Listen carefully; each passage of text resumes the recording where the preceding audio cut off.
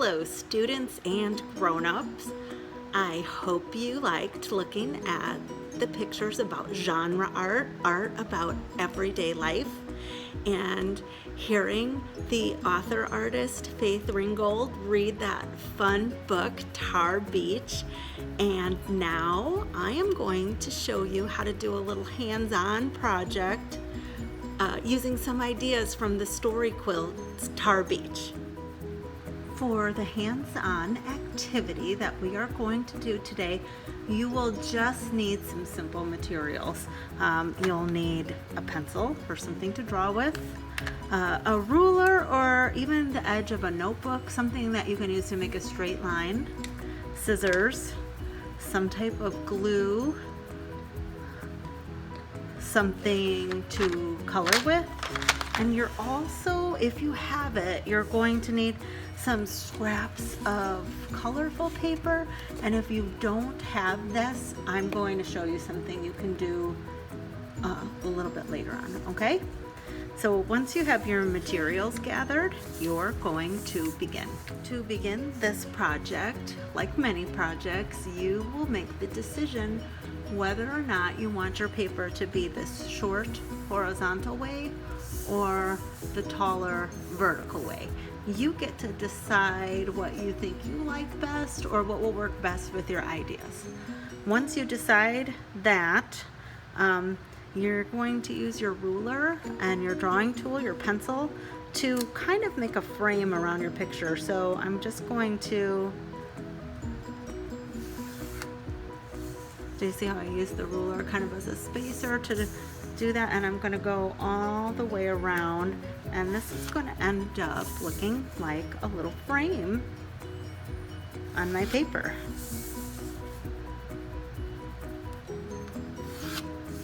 Okay, so now that that is done, you'll be able to start thinking about the drawing that's going to go in here.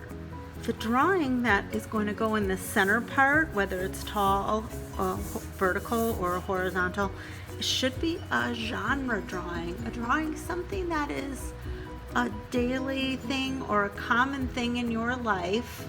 Like, it could be anything, like maybe some of the chores you do, or how you get the table ready for a meal, or just something that you regularly do, going to the grocery store with your grown-ups, or you know, whatever it is. So I want you to think about that, and you're going to draw it in this center part.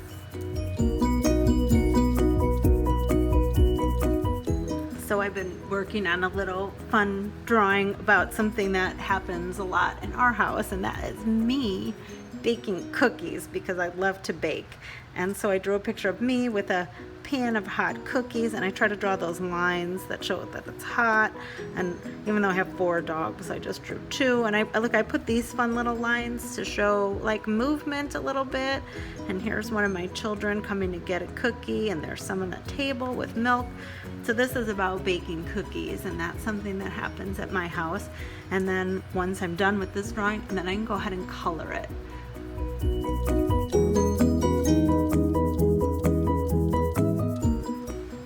My picture is colored, and I wanted to point out, did you notice how I kind of outlined my drawing with my black crayon too? I feel like that makes it like stand out a little bit more. So if you want to do something like that, that's fine.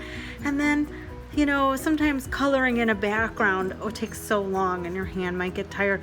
So I just used like the side of the crayon and rubbed it in the background to fill it in. And I think that looks pretty good for like a background. I like to do, you know, just regular coloring for the important details, but when it's like a background, I don't mind, you know, just like rub it just to get some color in there and make it look more finished. Looks nicer, but I don't like that for all the things. But, you know, sometimes you just really have to like do some regular coloring, you know, with your crayon. But then using that side of the crayon for the big areas, I think that's fine.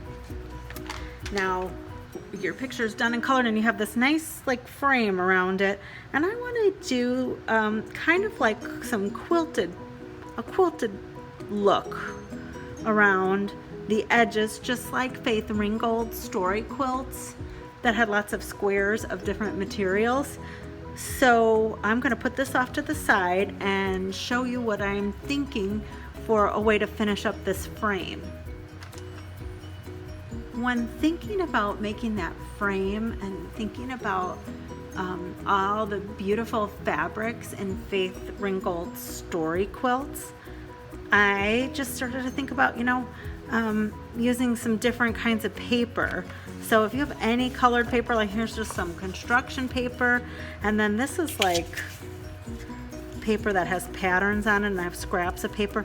And then another thing I was thinking that would be a good, if you have any like, ooh, look at this wrapping paper for like a present, you can even use some of that, or some magazines or newspapers, or if you have some plain scraps of paper, you can do some crayon rubbings, and you can use the texture from the bottom of your shoe or from a bumpy wall, and you can get some crayon rubbings and make your own kind of paper with the pattern.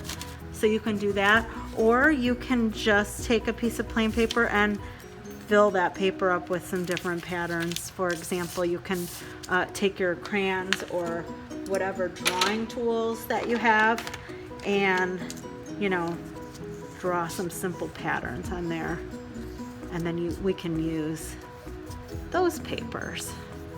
So those are just some ideas for colorful paper to make the border of your project. Once you have some colorful scraps of paper, I have like a little bit of newspaper, some wrapping paper, some construction paper. Some of this, it's like a decorative paper or a cover from an old notebook or a folder, and then I have the ones that I use crayon rubbings and just decorated myself. So all of these would be perfect. I'm going to need my scissors and my glue, and I'm going to need my artwork back here because I'm going to start to decorate the edges. So I'm going to just try to use a lot of this different paper and cut some squares that will fit along the edge like that. And I like to maybe lay it out first before I start coloring it.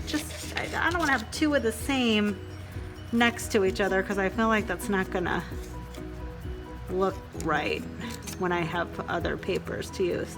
So I'm gonna just continue with this, cutting out my squares and laying them around, and then I'll glue them down.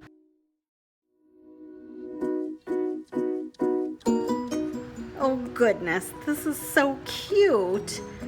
I am loving how it looks, and it's very fun with the border, and I used a variety of the papers that I had, and now I want to glue it down. And so you can use a glue stick for this, and how I would do it would be to just like lift up the square and either put the glue on the back of the square or on the spot and set it back down. Or if you're going to use this kind of glue, you just need the smallest amount, just a littlest, tiniest microscopic dot is enough. Sometimes I just like spread the dot around with the tip like that, just a small dot, and glue them all down in place. I have everything glued on now, so it's nice and secure, and I think it looks really fun. I hope that you are able to finish your border with some fun different papers, and you know what I'm gonna say. I love to see what you make, so if you have a way to take a picture of it and email me a picture of your work, that would make me so happy. And this is a fun project that you can do, multiple times and get a different looking picture, because you can draw different genre scenes from your life and use different papers, so you can make a whole bunch and they'd all look different and everybody would love to see them. So go ahead and get to work. Thanks, guys.